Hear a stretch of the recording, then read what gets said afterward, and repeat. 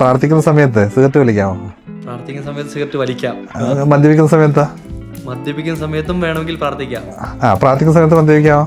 പ്രാർത്ഥിക്കുന്ന സമയത്ത് വേണമെങ്കിൽ മദ്യപിക്കാം. സാധാരണ ഒരാളോട് പ്രാർത്ഥിക്കുന്ന സമയത്ത് മദ്യപിക്കാന്ന് വെച്ചാൽ അയ്യോ അത് പറ്റില്ല എന്ന് പറയും. MBBS എഞ്ചിനീയറിംഗ് കിട്ടാത്ത ആൾക്കാരാണ് കൂടുതലും ലോ പ്രാക്ടീസ് ചെയ്യുന്നത്. ആരും സംശയം. എന്തൊക്കെയായിരിക്കും ഒരു ന്യൂ ജോയിനിങ് അഡ്വക്കേറ്റ് നേരിടുന്ന ബുദ്ധിമുട്ടുകൾ?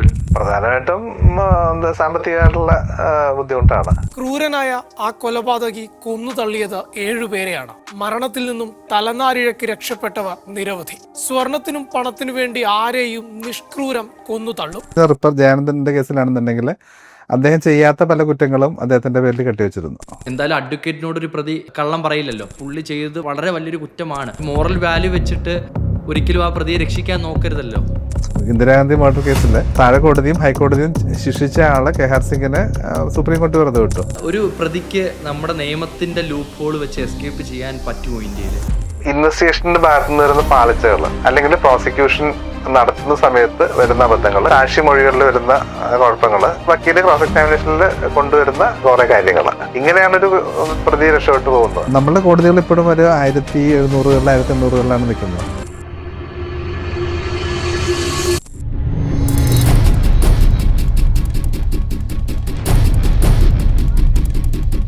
മുംബൈ ടെററിസ്റ്റ് അറ്റാക്കിന്റെ പ്രതിക്ക് ശരിക്കും റൈറ്റ് ടു ഡിഫെൻഡിന് വേണ്ടി വൺ ഓഫ് ദ ടോപ്പ് ലോയേഴ്സിനെ സുപ്രീം കോടതി തന്നെ നിയമിച്ചു. നിലവിൽ ഒരു വീഡിയോ പ്രൂഫ് ഉണ്ട്.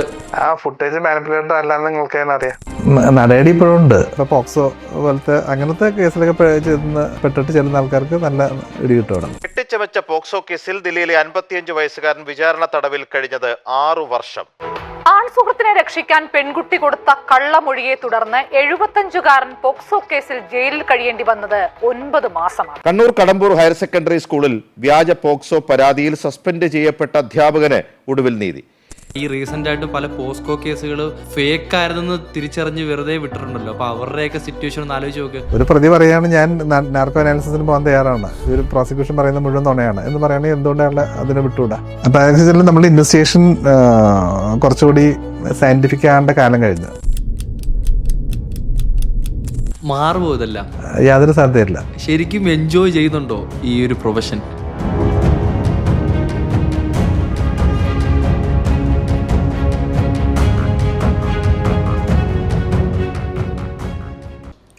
Advocate John S Ralph, welcome to JS Fit. Thank you. ഒരു അഡ്വക്കേറ്റ് ഒരു പ്രതി വന്ന് പറയുകയാണ് ഞാൻ കുറ്റം ചെയ്തിട്ടുണ്ട്, അല്ലെങ്കിൽ ഒരു അഡ്വക്കേറ്റിന് പൂർണ്ണമായിട്ട് മനസ്സിലായി ഹീസ് എ കൾപ്രിറ്റ്, ക്രിമിനൽ ആണെന്ന് മനസ്സിലായി കഴിഞ്ഞാൽ എന്തിനും ഒരു അഡ്വക്കേറ്റ് ഒരു വ്യക്തിയെ സേവ് ചെയ്യണം? ചില നമ്മുടെ നിയമത്തിലെ ഒരാൾ കുറ്റം ചെയ്തിട്ടുണ്ടോ ഇല്ല എന്നുള്ളതല്ല, അയാൾ കുറ്റം ചെയ്തതിന് മതിയായിട്ടുള്ള തെളിവുണ്ടോ എന്നുള്ളതാണ്. തെളിവെന്ന് വെച്ചാൽ ഇന്ത്യൻ എവിഡൻസ് ആക്ട് അല്ലെങ്കിൽ സ്റ്റാറ്റ്യൂട്ടുകൾ അല്ലെങ്കിൽ ഏതെങ്കിലും സ്റ്റാറ്റ്യൂട്ടുകൾ പറയുന്ന തരത്തിലുള്ള പ്രോപ്പറായിട്ടുള്ള ലീഗൽ എവിഡൻസ് ഉണ്ടോ എന്നുള്ളതാണ് നോക്കുന്നത്. ഇപ്പോൾ ഉദാഹരണത്തിന് ഒരാൾ കുറ്റം ചെയ്ത ഉടനെ ഒരു പോലീസ് ഓഫീസറിൻ്റെ അടുത്ത് പോയി മുഴുവൻ കാര്യങ്ങൾ കൺഫസ് ചെയ്യുന്നതായിരിക്കുക.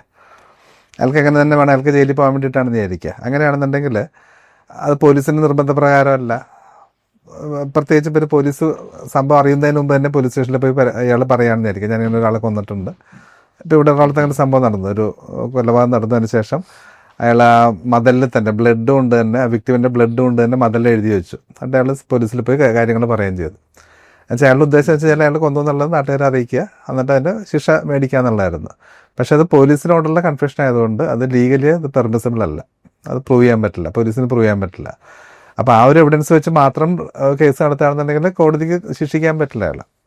വേറെ എന്തെങ്കിലും എവിഡൻസ് അവർ കളക്ട് ചെയ്യണം, പോലീസിനുള്ള കൺഫ്യൂഷൻ മാത്രം പോരാ. അപ്പം മിക്കവാറും കേസുകളിൽ വക്കീലിൻ്റെ ആർഗ്യുമെൻ്റ് എന്ന് പറയുന്നത് പ്രതി കുറ്റം ചെയ്തിട്ടില്ല എന്നല്ല, ഈ പോലീസ് അല്ലെങ്കിൽ പ്രോസിക്യൂഷൻ കൊണ്ടുവന്നിട്ടുള്ള തെളിവുകൾ നിയമപരമായിട്ട് നിലനിൽക്കുന്ന തെളിവല്ല. അതാണ് ഒരു ആസ്പെക്റ്റ്. രണ്ട്, ഇപ്പോൾ ഒരു കൊലപാതകം പോലത്തെ, അതാണ് ഏറ്റവും സീരിയസ് ആയിട്ടുള്ള കേസ്, കൊലപാതകം അല്ലെങ്കിൽ മർഡർ എന്ന് പറയുന്നത്. അപ്പോൾ അതിലിപ്പോൾ ഈവൻ പ്രതി കുറ്റം സമ്മതിച്ചാൽ പോലും അത് കൊലപാതകമാണോ അല്ലെങ്കിൽ കുറ്റകരമായ നരഹത്യയാണോ, കൾപ്പൽ homicide not amounting to murder ആണോ, അങ്ങനെയുള്ള ലീഗൽ കോൺസിക്വൻസ് വീണ്ടും ഉണ്ട്, ലീഗൽ ഡിസ്കഷൻസ് വീണ്ടും ഉണ്ടാവും. പ്രതി കുറ്റം സമ്മതിച്ചാൽ പോലും അത് വക്കീലിൻ്റെ ഒരു ഹെൽപ്പ് അല്ലെങ്കിൽ പ്രതിഭാഗം അല്ലെങ്കിൽ ഈവൻ പ്രോസിക്യൂഷൻ്റെ ഹെൽപ്പോടുകൂടി ആണ് കോടതി അത് ഇവാലുവേറ്റ് ചെയ്തിട്ടാണ് തീരുമാനിക്കുന്നത്. അപ്പം അതുകൊണ്ട് ഈ കുറ്റം ചെയ്തോ ഇല്ലയോ എന്നുള്ളതല്ല, അതിന് നിയമപരമായിട്ടുള്ള തെളിവുണ്ടോ ഇല്ലയോ എന്നുള്ളതാണ്. തെളിവുണ്ടെങ്കിൽ ഇയാൾ ചെയ്തു എന്ന് പറയപ്പെടുന്ന കുറ്റം എന്ത് കുറ്റമാണ്, ഏത് കുറ്റത്തിനാണ് അയാൾ ശിക്ഷിക്കപ്പെടേണ്ടത്, പിന്നെ ശിക്ഷിക്കുകയാണെങ്കിൽ എന്ത് ശിക്ഷയാണ് കൊടുക്കുന്നത്. അപ്പം ഇങ്ങനെ ഒരുപാട് കോംപ്ലിക്കേഷൻസ് ഉള്ളൊരു സിറ്റുവേഷനാണ്. പ്രത്യേകിച്ച് ക്രിമിനൽ കേസിൽ ഒരുപാട് ഇംപ്ലിക്കേഷൻസ് ഉള്ള സിറ്റുവേഷനാണ്. അപ്പോൾ അതുകൊണ്ട് എപ്പോഴും ലീഗൽ ഹെൽപ്പ് വേണം. ഈവൻ പ്രതി കുറ്റം സമ്മതിക്കാൻ തയ്യാറാണെങ്കിൽ പോലും ലീഗൽ ഹെൽപ്പ് വേണം. എന്തായാലും അഡ്വക്കേറ്റിനോട് ഒരു പ്രതി കള്ളം പറയില്ലല്ലോ. അപ്പം അഡ്വക്കേറ്റിന് വ്യക്തമായിട്ട് മനസ്സിലായിട്ടുണ്ട് ഇറ്റ്സ് എ ക്രിമിനൽ ഒഫൻസ്, അല്ലെങ്കിൽ പുള്ളി ചെയ്തത് വളരെ വലിയൊരു കുറ്റമാണ്. അപ്പം ശരിക്കും ഒരു മോറൽ വാല്യൂ വെച്ചിട്ട് ഒരിക്കലും ആ പ്രതിയെ രക്ഷിക്കാൻ നോക്കരുതല്ലോ. അല്ല, അങ്ങനെയല്ല, രക്ഷിക്കാൻ നോക്കലല്ല. അതിന് മതിയായിട്ടുള്ള ലീഗലി സസ്റ്റൈനബിൾ ആയിട്ടുള്ള എവിഡൻസ് ഉണ്ടോ, അതാണ് ഒന്ന്. ഇനി എവിഡൻസ് ഉണ്ടെങ്കിൽ തന്നെ അയാൾ ചെയ്തിട്ടുള്ള കുറ്റം എന്താണ്, ഇനി ആ കുറ്റം ചെയ്തിട്ടുണ്ടെങ്കിൽ തന്നെ അയാൾക്ക് കൊടുക്കേണ്ട ശിക്ഷ എന്താണ്.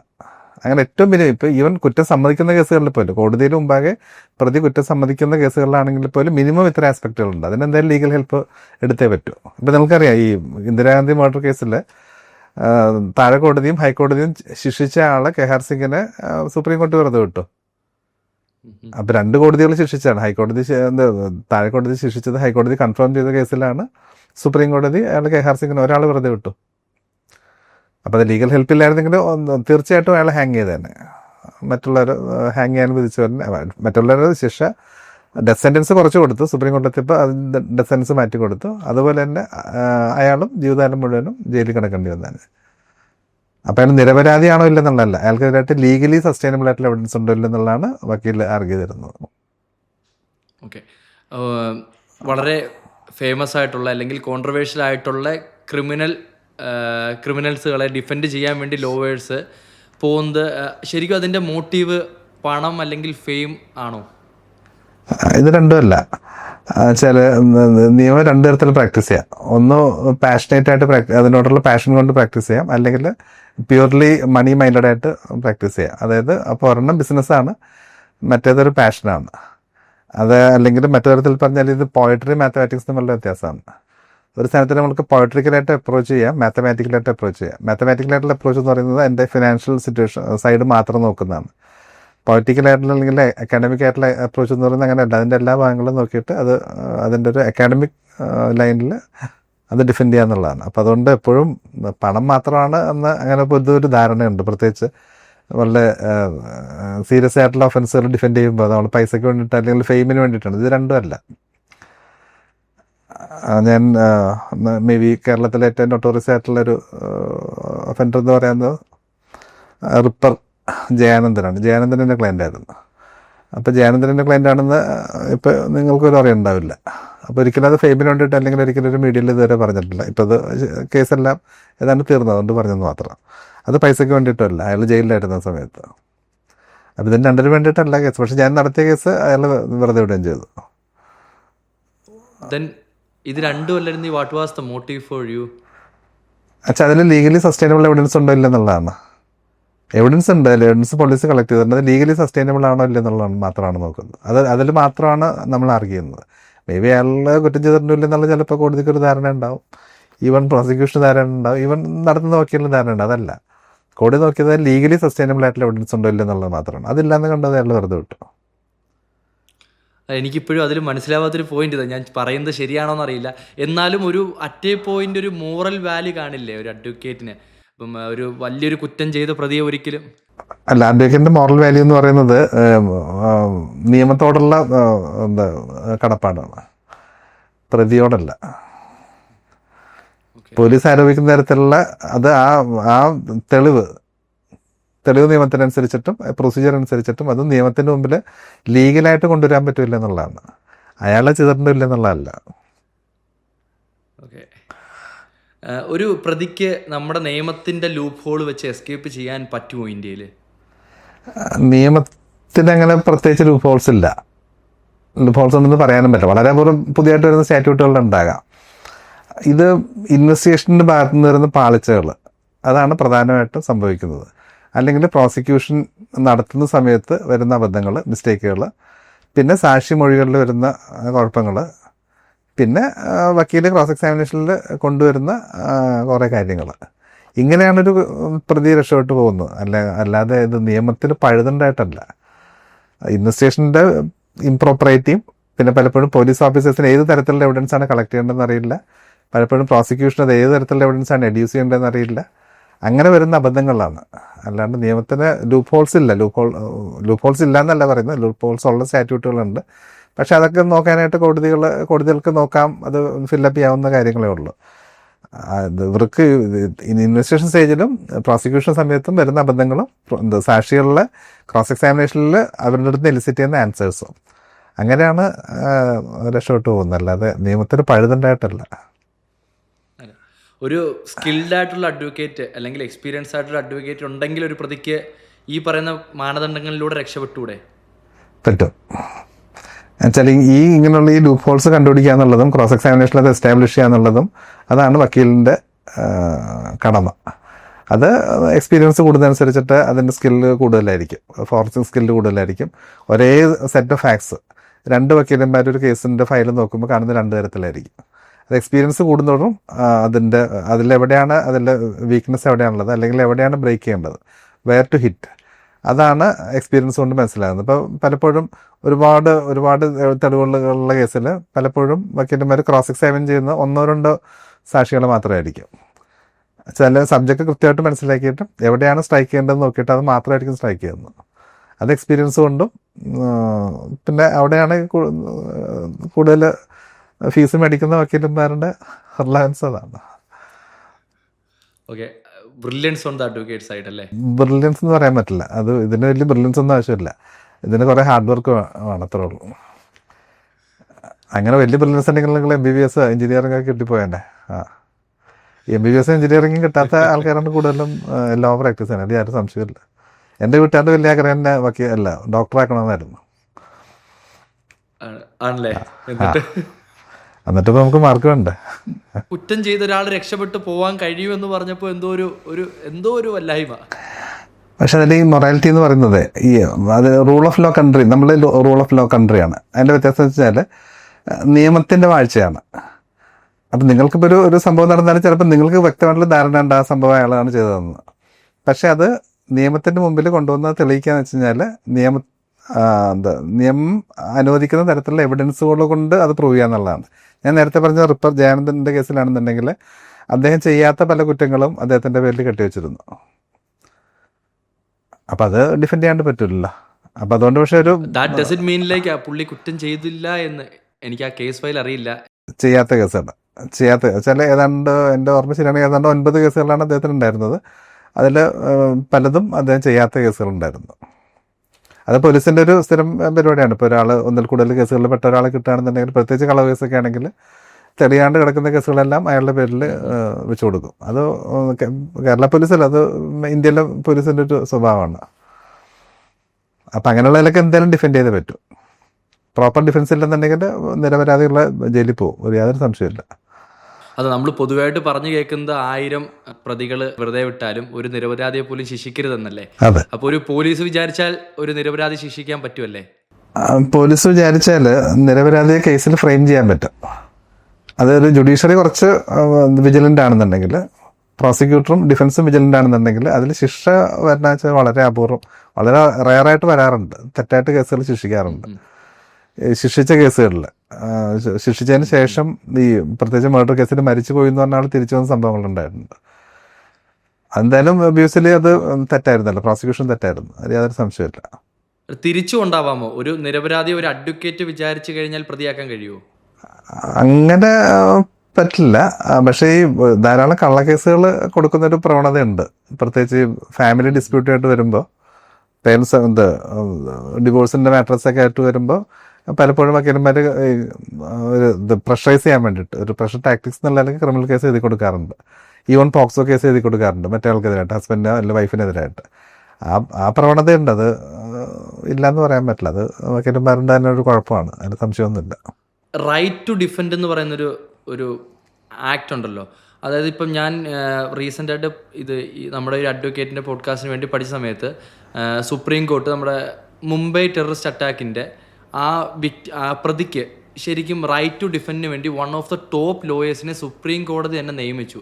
അപ്പം ശരിക്കും എനിക്കത് ഭയങ്കര ഷോക്കിംഗ് ആയിരുന്നു അങ്ങനൊരു വാർത്ത കേട്ടപ്പോൾ. കാര്യം ഒരു ഫൂട്ടേജ് ഉണ്ട്, നിലവിൽ ഒരു വീഡിയോ പ്രൂഫ് ഉണ്ട് പ്രതി കുറ്റം ചെയ്യുന്നുള്ളത്. എന്നിട്ടും ആ ഒരു ടെററിസ്റ്റിന് സുപ്രീം കോടതി റൈറ്റ് ടു ഡിഫെൻഡ് എന്നൊരു ഓപ്ഷൻ കൊടുത്തു. അപ്പം ഡയറക്റ്റ് പുള്ളിയെ തൂക്കിക്കൊന്നൂടെ? ആ ഫുട്ടേജ് മാനിപ്പുലേറ്റഡ് അല്ലാന്ന് നിങ്ങൾക്ക് തന്നെ അറിയാം. ഓക്കെ. അപ്പോൾ അത് ഫുട്ടേജ് മാനിപ്പുലേറ്റഡ് അല്ല എന്ന് പ്രൂവ് ചെയ്യേണ്ടത് പ്രോസിക്യൂഷൻ്റെ കടമയും അത് മാനിപ്പുലേറ്റഡ് ആണെങ്കിൽ അത് എക്സ്പോസ് ചെയ്യേണ്ടതും ഡിഫൻസിൻ്റെ കടമയാണ്. അപ്പോൾ എത്രയോ കേസുകളിൽ പോലീസ് ഫുട്ടേജ് ഹാജരാക്കുന്നു, CDR ഹാജരാക്കുന്നു. ഞാൻ നടത്തിയൊരു കേസിൽ തന്നെ ഞാൻ കേസിൻ്റെ പേരൊന്നും പറയുന്നില്ല, വളരെ പ്രമാദമായിട്ടുള്ള കേസായിരുന്നു. അതിൽ പോലീസ് കോൾ ഡീറ്റെയിൽസ് മാനിപ്പുലേറ്റ് ചെയ്തിരുന്നു പ്രതികൾ കൊടുക്കാനായിട്ട്. അങ്ങനെ എത്രയോ കേസുകളിൽ അവർ ചെയ്യുന്നു. അതുകൊണ്ടാണ് ഇലക്ട്രോണിക് എവിഡൻസ് ഒരു പരിധിവരെ ബിലീവ് ചെയ്യുന്നുണ്ടെങ്കിലും അതിൻ്റെ ഏറ്റവും വലിയ ഡേഞ്ചർ അതാണ്.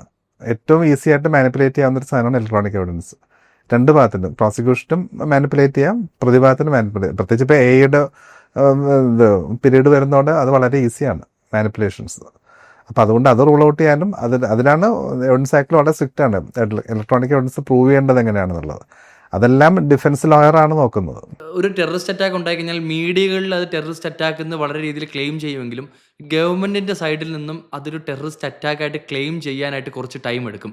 സോ ഇത് തമ്മിലുള്ള വ്യത്യാസം എങ്ങനെയാണ്? എപ്പോഴാണ് ഒരു ഗവൺമെൻറ് അതിനെ ഒരു ടെററിസ്റ്റ് അറ്റാക്കായിട്ട് ഡിക്ലെയർ ചെയ്യുന്നത്? അല്ല, അൺലോഫുൾ അസംബ്ലീസ് ആക്ട് അല്ലെങ്കിൽ അങ്ങനെ ഏതെങ്കിലും നിയമത്തിനനുസരിച്ചിട്ട് അതിൻ്റെ അകത്ത് വരുന്നതാണെന്നുള്ളത് ടെററിസ്റ്റ് ആക്ട് എന്ന് ഡിഫൈൻ ചെയ്യുക. സ്റ്റാറ്റ്യൂട്ടിൻ്റെ വർക്കിംഗ് ആണ്. ഇപ്പോൾ പുതിയ BNS വന്നപ്പോൾ അതിൽ ടെററിസ്റ്റ് ആക്ടിവിറ്റി അത് സ്പെസിഫിക് ആയിട്ട് മെൻഷൻ ചെയ്യുന്നുണ്ട്.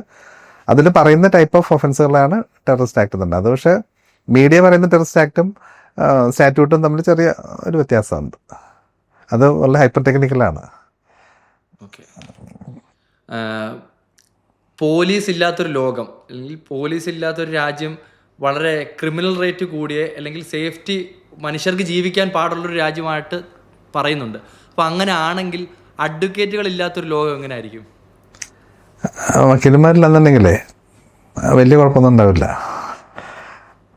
ഈ നേരത്തെ നിങ്ങൾ പറഞ്ഞ പോലെ പിടിക്കപ്പെടുന്ന പ്രതികളൊക്കെ ഒരു നല്ല ശതമാനം അവർ കുറ്റം സമ്മതിച്ചവർ ജയിലിൽ പോയിക്കോളും. അതുകൊണ്ട് വക്കീലന്മാരില്ലാന്ന് വെച്ചിട്ട് കാര്യമായിട്ട് കുഴപ്പമൊന്നും സംഭവിക്കില്ല. ക്രിമിനൽ ജസ്റ്റിസ് സിസ്റ്റത്തിന് കാര്യമായിട്ട് കുഴപ്പം സംഭവിക്കില്ല, പ്രൊവൈഡഡ് പോലീസ് ഓഫീസേഴ്സ് കുറച്ച് മാന്യമായിട്ട് പെരുമാറുക എന്നുള്ളതാണ്. കളവായിട്ടുള്ള കേസുകൾ എടുക്കാതിരുന്നാൽ മതി. അങ്ങനെ പിന്നെ ഇപ്പോൾ മറ്റ് ചില സിസ്റ്റത്തിലൊക്കെ നമ്മളുടെ സിസ്റ്റം പോലെ അല്ല. ഇപ്പോൾ ഫ്രഞ്ച് സിസ്റ്റമൊക്കെ ആണെങ്കിൽ അവർ എവിഡൻസ് മുഴുവനും കളക്ട് ചെയ്യുന്ന സമയത്ത് വക്കീലിന് ഇൻവോൾവ് ആകാം.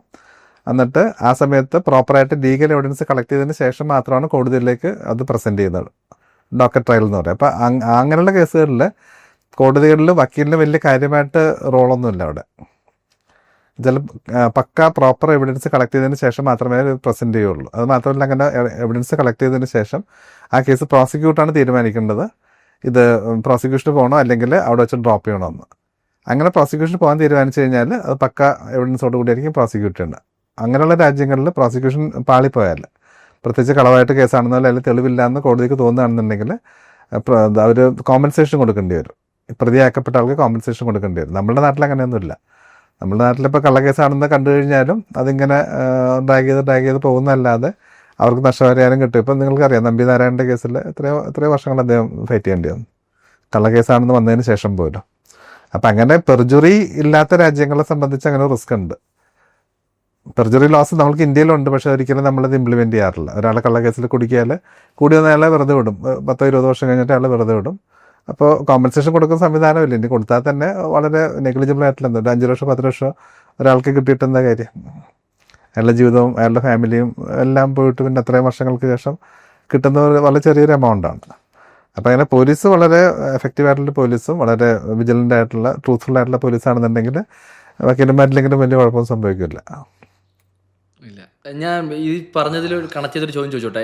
ഈ പറഞ്ഞ ഡീഫെയിം ചെയ്ത് കഴിഞ്ഞാൽ, കള്ളക്കേസിൽ കുടുക്കി കഴിഞ്ഞാൽ, അത് കള്ളക്കേസാന്ന് പ്രൂവ് ചെയ്ത് കഴിഞ്ഞാൽ അതിന് പുള്ളിക്ക് വേണ്ട നഷ്ടപരിഹാരങ്ങൾ അല്ലെങ്കിൽ അതിന് വേണ്ട തത്തുല്യമായൊരു നിയമം മാറും ഇൻ ഫ്യൂച്ചറിൽ എന്ന് തോന്നുന്നുണ്ടോ? പക്ഷെ അത് നമ്മളുടെ പോലത്തെ ഒരു പോപ്പുലേഷൻ, ഇത്രയും പോപ്പുലേഷൻ രാജ്യത്ത് അത് പോസിബിൾ അല്ല. ഇപ്പോൾ ഒരു കേസ് കള്ളക്കേസാണെന്ന് കോടതി വിധിച്ചു കഴിഞ്ഞാൽ അതിന് ഡാമേജ് സൂട്ട് കൊടുക്കാം, നഷ്ടപരിഹാരം കിട്ടാനായിട്ട് കൊടുക്കാം. അത് ഡിഫെൻഡ് ചെയ്യാനായിട്ട് ആദ്യം ഈ കള്ളക്കേസ് കൊടുത്താൽ ആദ്യം ചെയ്യുന്നത് വെച്ച് കഴിഞ്ഞാൽ ഈ പ്രതിയെ വെറുതെ വിട്ട കേസിനെതിരെ അപ്പീൽ കൊടുക്കേണ്ടതാണ്. പിന്നെ അപ്പീൽ പീരീഡ് കഴിയാണ്ട് തീരുമാനിക്കാൻ പറ്റില്ല കള്ളക്കേസായിരുന്നു ഇല്ലെന്നുള്ള. ആ അപ്പീൽ ഒരു 5-10 വർഷം കിടക്കും. അപ്പോൾ പ്രാക്ടിക്കലി അവസാനം ഒന്നും കിട്ടില്ല. അത് കിട്ടുകയാണെങ്കിൽ തന്നെ അയാളുടെ ജീവിതം അവസാനിക്കുന്ന സമയത്തായിരിക്കും കിട്ടുന്നത്. മോറൽ വാല്യൂസിനെ പറ്റി നമ്മൾ നേരത്തെ സംസാരിച്ചല്ലോ. ശരിക്കും ഇതുവരെ ഇത്രയും നാളത്തെ പ്രൊഫഷണൽ ജേണിയിൽ 100% മോറലായിട്ടൊരു അഡ്വക്കേറ്റിനെ കണ്ടിട്ടുണ്ടോ? ഒരുപാട് പേരെ കണ്ടിട്ടുണ്ട്. എന്നുവെച്ചാൽ ഈ നേരത്തെ പറഞ്ഞാൽ അഡ്വക്കേറ്റിൻ്റെ മൊറാലിറ്റി എന്ന് പറയുന്നത് ഈ സമൂഹം അല്ലെങ്കിൽ പോലീസുകാരുടെ അല്ലെങ്കിൽ പ്രോസിക്യൂഷൻ ഉദ്ദേശിക്കുന്ന മൊറാലിറ്റി അല്ല. വക്കീലിൻ്റെ ഡ്യൂട്ടി എന്ന് പറയുന്നത് നിയമത്തിനോടാണ്, റൂൾ ഓഫ് ലോയിനോടാണ്. നിയമപരമായിട്ടുള്ളൊരു എവിഡൻസ് ഇല്ല, എനിക്കറിയാം എൻ്റെ പ്രതി കുറ്റം ചെയ്തിട്ടുണ്ടെങ്കിൽ നിയമപരമായിട്ടുള്ളൊരു എവിഡൻസ് ഇല്ല എന്ന് പറയുന്നത് അത് എൻ്റെ മൊറാലിറ്റിയാണ്. എൻ്റെ morality is towards the law, നിയമത്തിനോടാണ്. അല്ലാണ്ട് മൊറാലിറ്റി കാണിക്കേണ്ടത് മറ്റേ സൊസൈറ്റിനോട് ഇല്ല എന്നല്ല പറയുന്നത്. ഒരു കേസ് ഡിഫെൻഡ് ചെയ്യുന്ന സമയത്ത് മൊറാലിറ്റി ഉണ്ട്, എപ്പോഴും സൊസൈറ്റിയോട് മൊറാലിറ്റി ഉണ്ട്, അതില്ല എന്ന് പറയാൻ പറ്റില്ല. ഒരു കേസ് ഡിഫെൻഡ് ചെയ്യുന്ന സമയത്ത് വക്കീലിൻ്റെ ഡ്യൂട്ടി അല്ലെങ്കിൽ വക്കീലിൻ്റെ മൊറാലിറ്റി എന്ന് പറയുന്നത് ടുവേർഡ്സ് ലോ ആണ്. അല്ലെങ്കിൽ ഒരിക്കലും നമ്മൾക്കൊരു കേസ് ഡിഫെൻഡ് ചെയ്യാൻ പറ്റില്ല. അറിഞ്ഞുകൊണ്ട് പ്രതി കുറ്റക്കാരനാണെന്നുണ്ടെങ്കിൽ ആദ്യമേ നമ്മൾ കൺസിഡർ ചെയ്യേണ്ടത് പ്രതി കുറ്റക്കാരനാണെന്ന്. അങ്ങനെയല്ല, അതല്ല ചെയ്യുന്നത്. അതുപോലെ ഒരു പരക്കൊരു ധാരണയുള്ള ചില വക്കീലന്മാർ കൂടുതൽ നുണ പറയുന്നത്. അങ്ങനെയല്ല, നുണ പറയുന്ന ആൾക്കാർ ഉണ്ടാകും, പക്ഷേ പൊതുവേ വക്കീലന്മാർ നുണ പറയാറില്ല.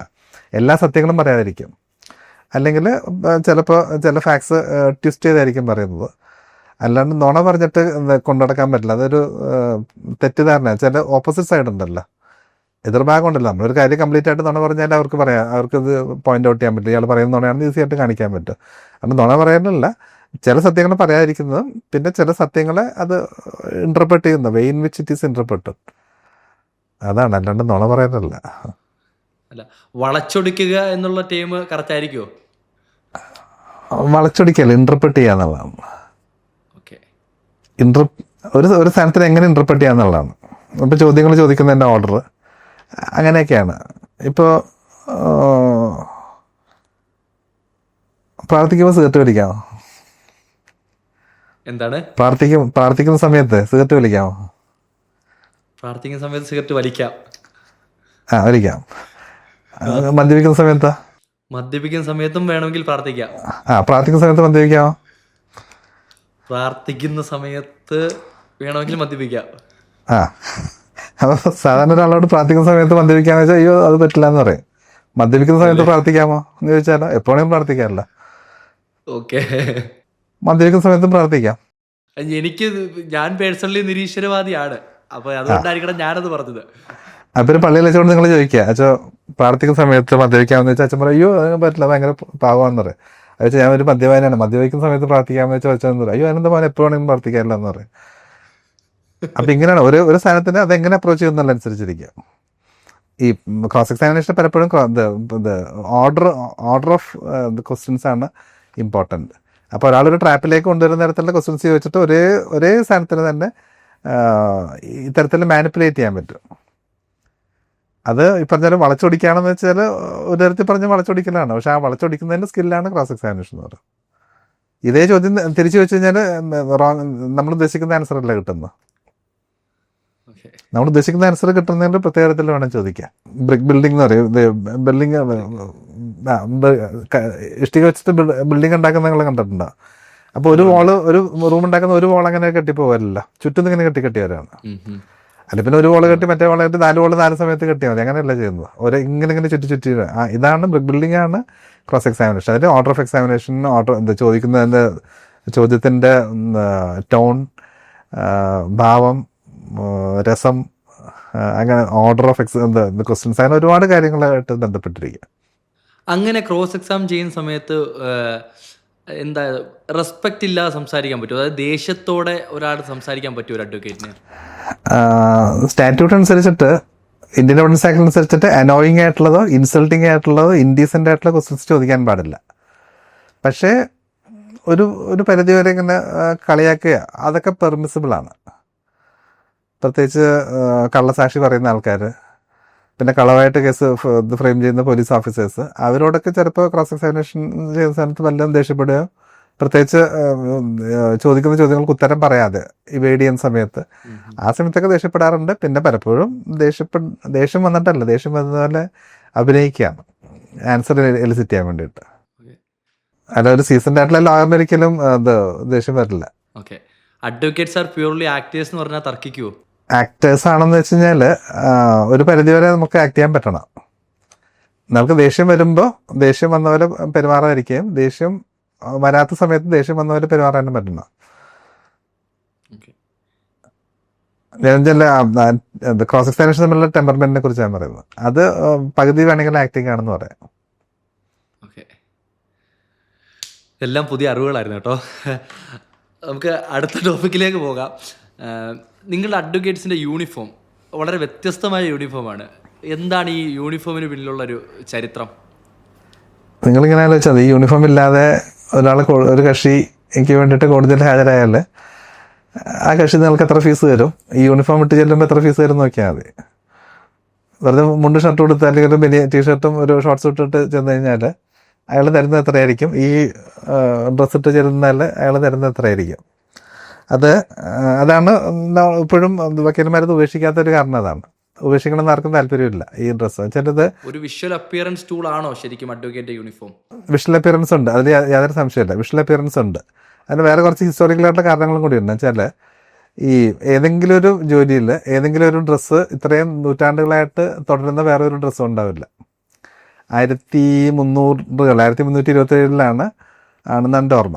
എഡ്വേർഡ് III ആണ് ഈ ഡ്രസ് കോഡ് കൊണ്ടുവരുന്നത് ആദ്യമായിട്ട് ഇംഗ്ലണ്ടിൽ. അത് റോയൽ കോർട്ടിൽ അപ്പിയർ ചെയ്യാനായിട്ട് വക്കീലന്മാർ കറുത്ത കോട്ടും ഗൗണും വേണം എന്നുള്ളത് അത് കൊണ്ടുവന്നു. അതിനുശേഷം പിന്നെ അതിങ്ങനെ നൂറ്റാണ്ടുകളായിട്ട് അതിങ്ങനെ പോകുമായിരുന്നു. അതിനുശേഷം 1694 ക്വീൻ മേരി II മരിക്കുന്ന സമയത്ത്, അപ്പോൾ ഈ അവിടെ ഈ മോർണിംഗ് എപ്പോഴും ബ്ലാക്ക് ആയിരിക്കുമല്ലോ, ബ്ലാക്ക് റോബ്സും ഗൗൺസുമാണ് ഒരു മോർണിംഗിന് ഉപയോഗിക്കുന്നത്. ഈവൻ പ്രൊസഷനിൽ, പള്ളിയിൽ നിന്നുള്ള പ്രൊസഷനിലാണെങ്കിലും ഇതാണ് ഉപയോഗിച്ചിരുന്നത്. അപ്പോൾ ഈ ക്വീൻ മേരി മരിച്ചു കഴിഞ്ഞിട്ട് മോർണിംഗ് ഏതാണ്ട് 3 വർഷം ദുഃഖാചരണം ഉണ്ടായിരുന്നു. അപ്പോൾ ആ പീരീഡ് മുഴുവനും എല്ലാ ഒഫീഷ്യൽ ഫംഗ്ഷൻസിനും ബ്ലാക്ക് റോബ്സാണ് ഉപയോഗിച്ചിരുന്നത്. അതിനുശേഷം മേ ബി ഒരു 10-20 കൊല്ലം കഴിഞ്ഞപ്പോൾ ക്വീൻ ആൻ മരിക്കുന്നു, 1713 ആൻ മരിക്കുന്നു. ആ സമയത്തും ഈ സിസ്റ്റം കണ്ടിന്യൂ ചെയ്യുന്നു. അപ്പം അങ്ങനെ ഈ 1327 തുടങ്ങിയ ട്രഡീഷൻ അങ്ങനെ ഇങ്ങനെ തുടർന്ന് പോയി. അതിന് ശേഷം 1700-കളിലൊക്കെ വരുമ്പോഴാണ് ഈ ബ്ലാക്ക് ബാൻഡുകൾ, വൈറ്റ് ബാൻഡുകൾ ഉപയോഗിക്കാൻ തുടങ്ങുന്നത്. നിങ്ങൾ പഴയ സിനിമകൾ കണ്ട, പഴയ സൈലന്റ് എറയിലെ മൂവീസ് കണ്ടല്ലോ, അതിൽ വൈറ്റ് ബാൻഡുകൾ, അച്ഛന്മാർ പ്രീസ്റ്റ് പള്ളിയിലെ ചടങ്ങുകളൊക്കെ നടത്തുമ്പോൾ വൈറ്റ് ബാൻഡുകൾ ഉപയോഗിക്കുന്നത്. ഈ വൈറ്റ് ബാൻഡ് എന്ന് പറയുന്നത് 10 കമാൻഡ്മെന്റ്സിന്റെ 2 പ്ലേറ്റ്സ് ആണ്. ഈ മോസസിന് കിട്ടുന്ന 10 കമാൻഡ് നിങ്ങൾ പഴയ പടത്തിലൊക്കെ കണ്ടിരിക്കുന്നത് 2 കയ്യിൽ ഇങ്ങനെ പിടിച്ചുകൊണ്ട് വരും. അപ്പോൾ ആ 2 പ്ലേറ്റ്സ് ആണ്, അത് ഉദ്ദേശിച്ചിട്ടാണ് ഈ 2 ബാൻഡുകൾ വരുന്നത്. അത് ശരിക്കും പ്രീസ്റ്റ്ഹുഡിൻ്റെതാണ്. തുടങ്ങുന്ന സമയത്ത് അച്ഛന്മാർ ക്ലർജി ഉപയോഗിച്ചിരുന്നതാണ്. അതിനുശേഷം പിന്നെ അത് ആ ഒരു സ്റ്റാറ്റസിലുള്ള ആൾക്കാർ ഉപയോഗിക്കുക, പൊളിറ്റീഷ്യൻസ്, ബിസിനസ് അല്ല വലിയ ഇതിലുള്ള ആൾക്കാർ, അറ്റോർണീസ്, അങ്ങനെ വളരെ ഫോർമലായിട്ടുള്ളതിന് ഉപയോഗിക്കാൻ തുടങ്ങി. പിന്നെ അത് ബാക്കി എല്ലാവരും ഇപ്പം അത് ഉപേക്ഷിച്ചു, വക്കീലന്മാർ മാത്രം അത് ഫോളോ ചെയ്യുന്നുണ്ട്. അതില്ലാതെ പറ്റില്ല. പിന്നെ അത് മറ്റൊരു കാരണം വെച്ച് കഴിഞ്ഞാൽ എല്ലാവരും ഒരുപോലെ കാണാനായിട്ടാണ്. ജഡ്ജസും വക്കീലന്മാരും ഉപയോഗിക്കുന്ന സെയിം റോബ്സ് ആണ്. ഓ, അപ്പം ജഡ്ജിനും അഡ്വക്കേറ്റിനും തമ്മിൽ യാതൊരു വ്യത്യാസമില്ല യൂണിഫോമിൽ? വ്യത്യാസമില്ല, യാതൊരു യൂണിഫോം. ഡെസിഗ്നേറ്റഡ് സീനിയേഴ്സിന്റെ ഗൗണിൽ വ്യത്യാസം ഉണ്ടാവും. ആ ഗൗണിന് ജഡ്ജസിന് ഉപയോഗിക്കാം, പക്ഷെ അത് ഗൗണിന്റെ പുറകിലുള്ള ഫ്ലാപ്പാണ്. അപ്പോൾ ഇപ്പോൾ ജഡ്ജ് ഇപ്പോൾ അവിടെ ഇരുന്ന് കഴിഞ്ഞാൽ നിങ്ങൾക്ക് അറിയാൻ പറ്റില്ല ഏത് ഗൗണാണ് ഇട്ടിട്ടുള്ളതെന്ന് അറിയാൻ പറ്റില്ല. അല്ലെങ്കിൽ അത് ചില യൂണിഫോമിറ്റിയാണ് പ്രധാനം. അപ്പോൾ ഒരു ഇന്നലെ എൻറോൾ ചെയ്ത ആളാണെങ്കിലും ഇപ്പോൾ ഏറ്റവും സീനിയർ ആയിട്ടുള്ള വക്കീലാണെങ്കിലും ഒരേ ഡ്രസ്സിലാണ് വരുന്നത്, അതേ ഡ്രസ്സിൽ തന്നെയാണ് ജഡ്ജസ് ഇരിക്കുന്നത്. അത് പ്രത്യേകിച്ച് ഈ ആദ്യമായിട്ട് കോടതിയിൽ പോകുന്നതിനെ സംബന്ധിച്ച് ഒരു വലിയ ട്രോമയായിരിക്കും കക്ഷികൾക്ക്.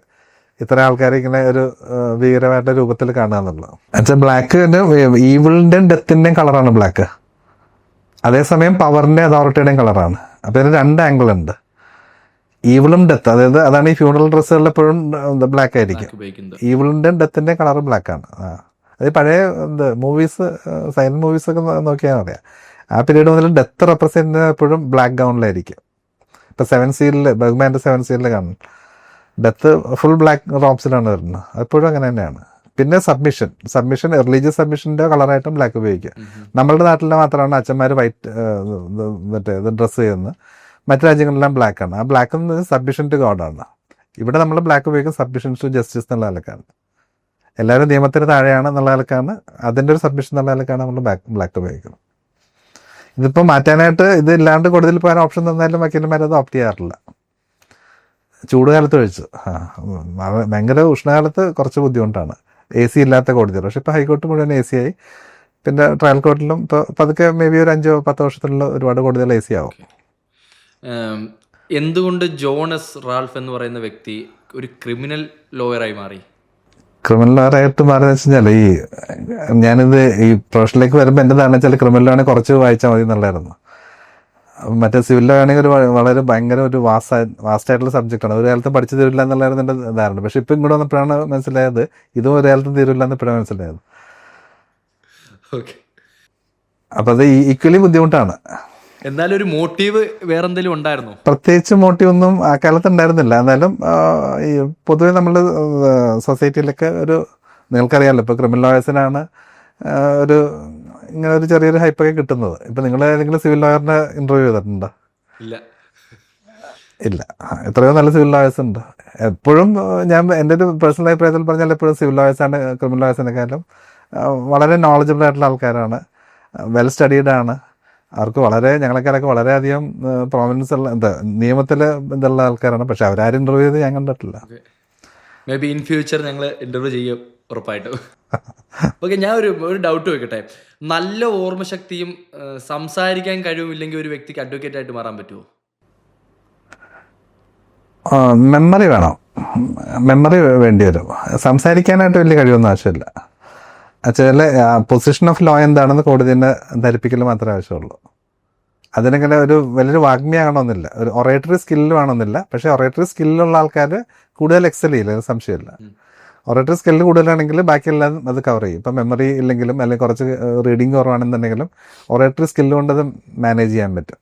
പക്ഷെ എപ്പോഴും ഒരു സബ്സ്റ്റാൻറ്റീവ് ലോയേഴ്സ് എന്ന് പറയുന്നത് അവർക്ക് അങ്ങനെ ഒരു വലിയൊരു വാഗ്മികളാകണമെന്നില്ല. ഒരു നിയമത്തിനെ കുറിച്ചുള്ള അറിവുണ്ടാകുക. അത് വെച്ചാൽ നിങ്ങൾ ഈ സിനിമയിലൊന്നും കാണുന്ന പോലെ അല്ല. കോടതി എന്ന് പറഞ്ഞാൽ ഏറ്റവും കുറച്ച് വാക്കുകളിൽ പറയാൻ പറ്റുക ഒരു വിഷയം ഏറ്റവും കുറച്ച് വാക്കുകളിൽ. ഇപ്പോൾ ഒരു കേരള ഹൈക്കോർട്ടിലാണെങ്കിൽ ഒരു ബെയിൽ കോടതി എടുക്കുക, അല്ലെങ്കിൽ അങ്ങനെ ക്രിമിനൽ മാറ്റേഴ്സ് വരുന്നൊരു കോടതിയിൽ എങ്ങനെ പോയാലും മേ ബി 100 കേസൊക്കെ ഉണ്ടാവും ഒരു ദിവസം.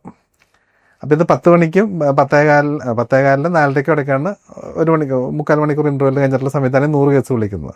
അപ്പോൾ നിങ്ങൾക്കറിയാം ഒരു കേസിന് എത്ര മിനിറ്റ് കിട്ടുന്നത്? 2-3 മിനിറ്റാണ് ഒരു കേസിന് കിട്ടുന്നത്. അപ്പോൾ അത്ര ചുരുങ്ങിയ സമയം കൊണ്ട് നമുക്ക് പറയാനുള്ള കാര്യം പറഞ്ഞ് അവസാനിപ്പിക്കുക എന്നുള്ളതാണ്. അപ്പോൾ അതിന് ഒരുപാട് ഇങ്ങനെ ഒറേറ്ററി സ്കിൽസ് ആവശ്യമില്ല.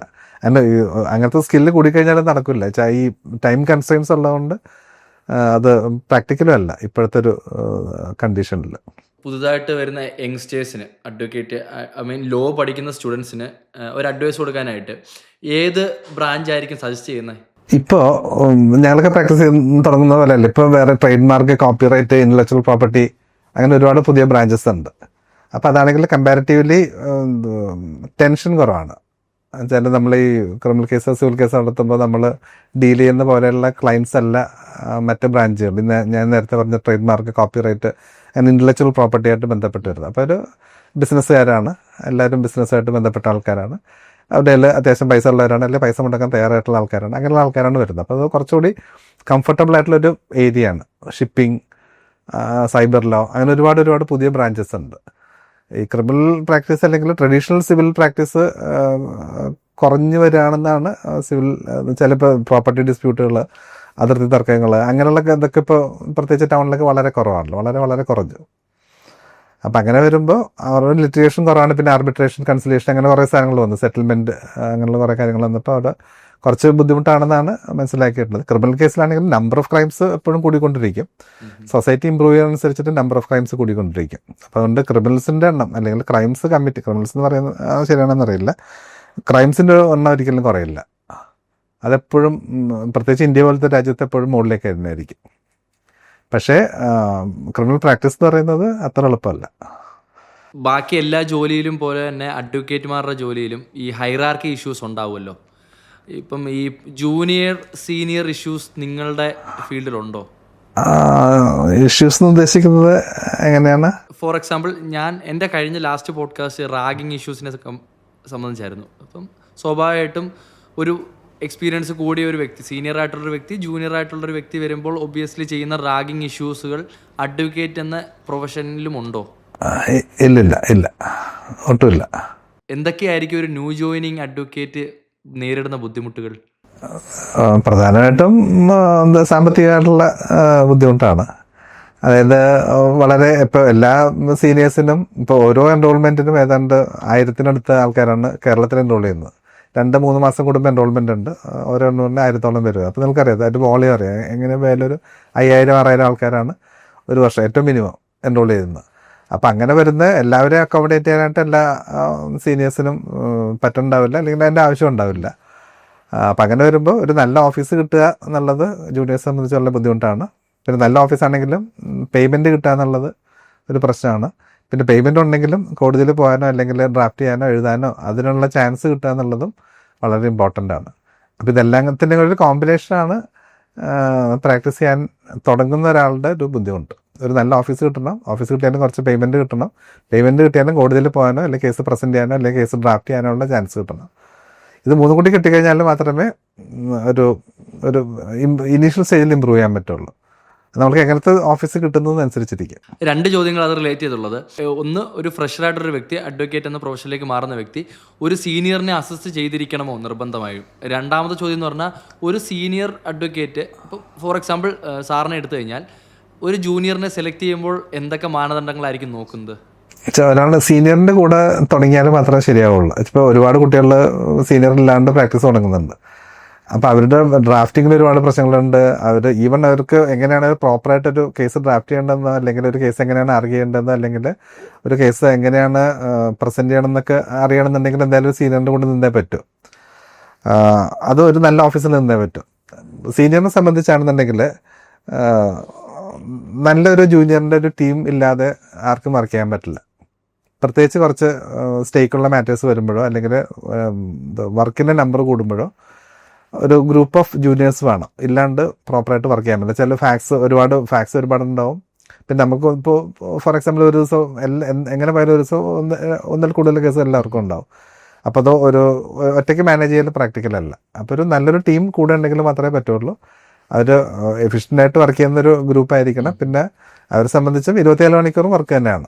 ഇപ്പോൾ നമ്മളിപ്പോൾ ഓഫീസ് ടൈം എന്ന് പറയുന്നത്, ഞങ്ങളുടെ ഓഫീസ് ടൈം എന്ന് പറഞ്ഞാൽ 12 മണിക്കൂറാണ്. രാവിലെ 8:30 to 8:30 ആണ് ഓഫീസ് ടൈം എന്ന് പറയുന്നത്. പക്ഷേ അതിന് ശേഷവും വർക്ക് ഉണ്ടാവും. ഇപ്പോൾ ഞങ്ങൾ വീട്ടിൽ പോകുമ്പോഴും രാത്രി നോക്കാനുള്ള ഫയൽസ് കൊണ്ടിട്ടാണ് പോകുന്നത്. പിന്നെ രാത്രി ആകുമ്പോഴും ഇപ്പോൾ ജൂനിയേഴ്സിനാണെങ്കിൽ എന്തെങ്കിലും സാധനം അയച്ചു കൊടുത്തു കഴിഞ്ഞാൽ പിറ്റേ ഡ്രാഫ്റ്റ് ചെയ്യാനോ അല്ലെങ്കിൽ വർക്കപ്പ് ചെയ്യാനോ ഉള്ളത് ചിലപ്പോൾ രാത്രി വെളുപ്പിന് അല്ലെങ്കിൽ 3 മണിക്ക് 4 മണിക്കായിരിക്കും അവർക്ക് അസൈൻമെൻറ്റ് കൊടുക്കുന്നത്. അതായത് നോക്കി വരണം. അപ്പോൾ ഈ വർക്ക് ലൈഫ് ബാലൻസ് എന്നൊരു കാര്യമില്ലേ? ഇത് തന്നെയാണ് ബാലൻസ്. രാവിലെ 8 മുതൽ രാത്രി 8 വരെ ഓഫീസിലിരിക്കുക, പിന്നെ വീട്ടിൽ പോകുമ്പോൾ ഫയൽ കൊണ്ടുപോകുക. അങ്ങനെ മാത്രമേ പറ്റുള്ളൂ. ശരിക്കും എൻജോയ് ചെയ്യുന്നുണ്ടോ ഈ ഒരു പ്രൊഫഷൻ? അതാണ് ഞാൻ നേരത്തെ പറഞ്ഞത്. നമ്മളിപ്പോൾ ഇത് പ്യൂർലി മണി മൈൻഡായിട്ട് പോയി കഴിഞ്ഞാൽ പല എൻജോയ് ചെയ്യില്ല. പക്ഷെ അതിന് പകരം ഇപ്പോൾ ഒരു ചെറിയ കേസ് കിട്ടിയാലും മതി. ഒരു ചെറിയ കേസ് കിട്ടിയാൽ അതെങ്ങനെയാണ് അതിനെ കുറിച്ച് ആലോചിക്കുക, അതിനെക്കുറിച്ച് പഠിക്കുക, അതിൻ്റെ ഹിസ്റ്ററി പഠിക്കുക, അങ്ങനെ ഒരുപാട് എൻഗേജ്ഡ് ആകാൻ പറ്റും. എത്ര ചെറിയ കേസാണെങ്കിലും എത്ര വലിയ കേസാണെങ്കിലും. അപ്പോൾ അതിനൊരു പാഷനേറ്റ് ആയിട്ട് പോകാമെന്നുണ്ടെങ്കിൽ ഒരിക്കലും അത് ബോറടിക്കില്ല. പക്ഷെ അത് നമ്മൾ ചെയ്യുന്ന എഫർട്ട് അനുസരിച്ചിട്ടുള്ള പൈസ എപ്പോഴും കിട്ടണമെന്നില്ല.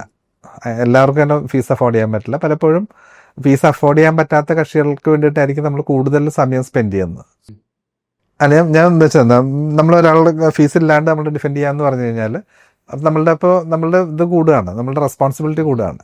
അപ്പോൾ ഒരു ഫീസ് തരുന്ന കക്ഷിയെക്കാളും കൂടുതൽ റെസ്പോൺസിബിൾ ആയിട്ടാണ് നമ്മൾ ഫീസ് തരാൻ പറ്റാത്ത കക്ഷിക്ക് വേണ്ടി വർക്ക് ചെയ്യുന്നത്. അപ്പോൾ അതിന് കൂടുതൽ എഫർട്ട് ഇടേണ്ടി വരും. അപ്പോൾ ഒരിക്കലും ഇതിനൊരു ഫിനാൻഷ്യൽ സൈഡ് മാത്രം കണ്ടു കഴിഞ്ഞാൽ ഒരിക്കലും നമുക്ക് പ്രാക്ടീസ് എൻജോയ് ചെയ്യാൻ പറ്റില്ല. ഞാൻ ഈ അടുത്തൊരു ഇൻ്റർവ്യൂ കണ്ടു. ജൂനിയർ അഡ്വക്കേറ്റ്സുകൾ ഫേസ് ചെയ്യുന്ന ഇഷ്യൂസിനെ പറ്റിയാണ് പറയുന്നത്. ഒന്ന്, സാറ് നേരത്തെ പറഞ്ഞുള്ള പേയ്മെൻറ്റ് അവർക്ക് വേണ്ട പോലെ അവരുടെ ജീവിതം മുന്നോട്ട് പോകാൻ വേണ്ടിയുള്ള ഫിനാൻഷ്യൽ സ്റ്റെബിലിറ്റി കിട്ടുന്നില്ല ഇനിഷ്യൽ സ്റ്റേജുകളിൽ. രണ്ടാമതായിട്ടുള്ളത് ഈ ഹൈറാക്കി ഇഷ്യൂസ്, അതായത് സീനിയർ അഡ്വക്കേറ്റുമാരുള്ള കോർട്ടിൽ അവർക്ക് മുന്നോട്ട് സസ്റ്റെയിൻ ചെയ്ത് പോകാൻ പറ്റുന്നില്ല. അതുപോലെ ലേഡീസായിട്ടുള്ളവർക്ക്, വുമൺ അഡ്വക്കേറ്റ്സുകൾക്ക് പറ്റിയൊരു ഫീൽഡായി പലപ്പോഴും മാറാൻ സാധിക്കുന്നില്ല. അപ്പോൾ ഇങ്ങനെയൊക്കെയുള്ള ഇഷ്യൂസ് ശരിക്കും റെലവൻ്റ് ആയിട്ട് ഇപ്പോഴും നടക്കുന്നുണ്ടോ? അതിൽ ഫിനാൻസ് ശരിയാണ്. ചില ഫിനാൻഷ്യലായിട്ട് എന്തായാലും ബുദ്ധിമുട്ടുണ്ടാവും. ചിലപ്പോൾ ഒരു സീനിയറിനെ സംബന്ധിച്ച് എല്ലാ ജൂനിയേഴ്സിനും ഒരു വലിയ എമൗണ്ട് അഫോർഡ് ചെയ്യാൻ പറ്റില്ല, മന്ത്ലി കൊടുക്കാൻ പറ്റില്ല. അങ്ങനെ കൊടുക്കേണ്ടി വന്നു കഴിഞ്ഞാൽ ഇപ്പോൾ ചില സീനിയേഴ്സിനെ സംബന്ധിച്ച് ജൂനിയേഴ്സിന് നമ്പർ കട്ട് ചെയ്യാനേ പറ്റുള്ളൂ. പല ഓഫീസുകളിൽ എത്ര ആൾക്കാർ വന്നാലും അവർ അക്കോമഡേറ്റ് ചെയ്യും, പക്ഷെ അതനുസരിച്ചിട്ട് അവർക്ക് പേയ്മെൻറ്റ് കൊടുക്കാൻ പറ്റില്ല. അപ്പോൾ പേയ്മെൻറ്റ് ഇല്ല എന്നുള്ളതിൽ തന്നെ കണ്ടീഷൻ തന്നെയാണ് പലരും ജോയിൻ ചെയ്യുന്നത്. പെൺകുട്ടികളെ സംബന്ധിച്ചാണെങ്കിൽ ഇങ്ങനൊരു ധാരണ അത് ശരിയല്ല. പ്രത്യേകിച്ച് ഇപ്പോൾ ഹൈക്കോർട്ടിലൊക്കെ ആണെങ്കിൽ നമ്മൾ കാണുന്നത് വളരെ നന്നായിട്ട് കേസ് പറയുന്ന ധാരാളം പെൺകുട്ടികളുണ്ട്. അവർക്കൊന്നും ഒരു പ്രാക്ടീസിൽ ഒരു ഇത് വരുന്ന എനിക്ക് തോന്നുന്നില്ല. പിന്നെ ഒരു പ്രോബ്ലം എന്ന് വെച്ച് കഴിഞ്ഞാൽ ക്ലയൻസ് എത്രമാത്രം പെൺകുട്ടികളുടെ അടുത്ത് വരും എന്നുള്ളതാണ്. അല്ല, ഈ പറഞ്ഞ വീഡിയോയിൽ ഞാൻ കണ്ട സ്റ്റേറ്റ്മെന്റ് എന്ന് പറഞ്ഞാൽ ചില ജില്ലാ കോടതികളിൽ ലേഡീസിനെ എടുക്കൂല എന്ന് ഒരു സ്റ്റേറ്റ്മെന്റ് പറയാം. എനിക്കത് എത്രത്തോളം അത് ശരിയാണെന്ന് അറിയില്ല. അല്ല, ശരിയല്ല, 100% തെറ്റാണ്. ഇപ്പം എൻ്റെ ഓഫീസിൽ പകുതി ആൾക്കാർ പെൺകുട്ടികളാണ്, അഞ്ച് പേര് പെൺകുട്ടികളാണ്. എല്ലാവരും വളരെ എഫിഷ്യൻ്റ് ആയിട്ടുള്ള ആൾക്കാർ, എല്ലാവരും എന്നെക്കാളും എഫിഷ്യൻ്റാണ്. ആൺകുട്ടികളാണെങ്കിലും പെൺകുട്ടികളാണെങ്കിലും, കേസ് പഠിക്കാനായിട്ടാണെങ്കിലും, പുതിയ സാധനങ്ങൾ വർക്കപ്പ് ചെയ്യാനാണെങ്കിലും, AI ഉപയോഗിക്കാനാണെങ്കിലും എല്ലാത്തിനും ഞാൻ അവരെ ഡിപ്പെൻഡ് ചെയ്തിട്ടാണ് പോകുന്നത്. അത് വളരെ വളരെ എഫിഷ്യൻ്റാണ് പെൺകുട്ടികൾ, യാതൊരു സംശയമില്ല. പക്ഷേ ഈ പറഞ്ഞ പോലെ ക്ലയൻസ് അവരുടെ അടുത്ത് വരുമോ ഇല്ല എന്നുള്ളൊരു ഇഷ്യൂ ഉണ്ട്. ഇപ്പോൾ ഒരു ക്രിമിനൽ കേസിൽ നിങ്ങളിപ്പോൾ ഒരു കേസിൽ പെട്ട് കഴിഞ്ഞാൽ നിങ്ങൾ നോക്കിയാൽ മതി, നിങ്ങളൊരു ആണിൻ്റെ അടുത്ത് പോകും, ലേഡി ലോൻ്റെ അടുത്ത് പോകുമെന്ന് നോക്കിയാൽ മതി. അവർക്ക് ഇൻഡിപെൻഡൻ്റ് ആയിട്ട് വർക്ക് വരുന്നൊരു ഫീൽഡ് സ്ഥിരമായിട്ട് ഫീഡിങ് വരുന്നത് ഫാമിലി ലോയിലാണ്. ഫാമിലി കോർട്ടിൽ പ്രാക്ടീസ് ചെയ്യുന്ന എനിക്ക് തോന്നുന്നു ഇപ്പം എറണാകുളത്തൊക്കെ ആണെങ്കിൽ മെജോറിറ്റി അല്ലെങ്കിൽ ഒരു കൺസിഡറബിൾ മെജോറിറ്റി എന്ന് പറയാം ലേഡീസാണ്. അപ്പോൾ വെച്ചാൽ എന്തായാലും ഫാമിലി കോർട്ടിൽ വരുന്ന എല്ലാ ഇഷ്യൂസിലും ഒരു ഭാഗം സ്ത്രീ ആയിരിക്കുമല്ലോ. അപ്പോൾ അവരെപ്പോഴും പ്രിഫർ ചെയ്യുന്ന ലേഡി ലോയേഴ്സിനായിരിക്കും. അപ്പോൾ അവരെ സംബന്ധിച്ച് നല്ല ഫീൽഡാണ് ഫാമിലി ലോ. വലിയ വാസ്റ്റ് ആയിട്ടൊരു സബ്ജക്റ്റാണ് ഇപ്പോൾ നമ്പർ ഓഫ് കേസസ് വെച്ച് നോക്കുകയാണെങ്കിൽ. അപ്പോൾ അത് വളരെ ലുക്രേറ്റീവാണ്, നന്നായിട്ട് ഫീസ് മേടിക്കുന്നൊരു ഇതാണ്, ബ്രാഞ്ചാണ് ഫാമിലി ലോ. അതുകൊണ്ട് പെൺകുട്ടികൾ പേടിക്കേണ്ട കാര്യമൊന്നുമല്ല, അവർക്ക് ധൈര്യമായിട്ട് പ്രാക്ടീസ് ചെയ്യാൻ പറ്റും. അതുപോലെ ഒരു കൺസേണും കൂടെ ഉണ്ടായിരുന്നു, ഈ ഹൈറാർക്കിൽ ഇഷ്യൂസ്. സീനിയർ ജൂനിയർ ഒരു ഇഷ്യൂ എന്ന് വെച്ച് കഴിഞ്ഞാൽ സീനിയേഴ്സ് ജൂനിയേഴ്സിനെ എങ്ങനെ മനസ്സിലാക്കുന്നതനുസരിച്ചിരിക്കും. ഇപ്പം എല്ലാവർക്കും ഒരേ കഴിവുള്ള ജൂനിയേഴ്സ് ഉണ്ടാവില്ല, ജൂനിയേഴ്സിൻ്റെ ടാലൻസ് ഡിഫറെൻ്റ് ആയിരിക്കും. അപ്പോൾ അതനുസരിച്ചിട്ട് വേണം സീനിയർ ജൂനിയറിനെ നോക്കാനായിട്ട്. അതൊരു ജൂനിയേഴ്സിനെ സംബന്ധിച്ച് എല്ലാ സീനിയേഴ്സും ഒരുപോലെ ആയിരിക്കില്ല. ഇപ്പം നമ്മുടെ ഫ്രണ്ടിൻ്റെ സീനിയറിനെ പോലെ ആയിരിക്കില്ല നമ്മുടെ സ്വന്തം സീനിയർ. ടെമ്പർമെൻറ്റ് വ്യത്യാസം ഉണ്ടാവും. ചിലർ ദേഷ്യക്കാരായിരിക്കും, ചിലർ നിസ്സാര കാര്യത്തിന് വഴക്കുണ്ടാക്കുന്നവരായിരിക്കും. കാരണം എന്ന് വെച്ച് കഴിഞ്ഞാൽ സീനിയറിനെ സംബന്ധിച്ച് എപ്പോഴും സീനിയറാണ് ആൻസറബിൾ. ഇപ്പം ഇന്ന് ഒരു 10 കേസ് ഇന്ന് പോസ്റ്റ് ചെയ്തിട്ടുണ്ടെങ്കിൽ ഈ 10 കേസിനും നമ്മൾ വൈകുന്നേരം കക്ഷികളോട് ഉത്തരം പറയണം. ഏതെങ്കിലും ഒരു ജൂനിയർ പോയിട്ട് എന്തെങ്കിലും കുഴപ്പമുണ്ടായി കഴിഞ്ഞാൽ അത് ജൂനിയറിനോട് ആരും ചോദിക്കില്ല.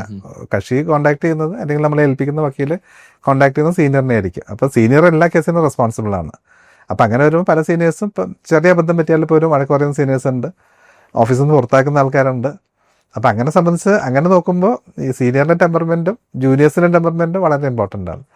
അപ്പോൾ ഇത് വളരെ സൂക്ഷിച്ച് ഡെലിക്കേറ്റായിട്ട് കൈകാര്യം ചെയ്യേണ്ട സാധനമാണ്. പ്രത്യേകിച്ച് കൂടുതൽ ജൂനിയേഴ്സുള്ള ഓഫീസിലാണെങ്കിൽ അവർ തമ്മിലുള്ള ഇഷ്യൂസ് ഉണ്ടാകാൻ ചാൻസ് ഉണ്ട്, ഈഗോ ക്ലാഷസ് ഉണ്ടാകാനുള്ള ചാൻസ്. അപ്പോൾ അതുകൊണ്ട് ഏത് പ്രൊഫഷണക്കാരും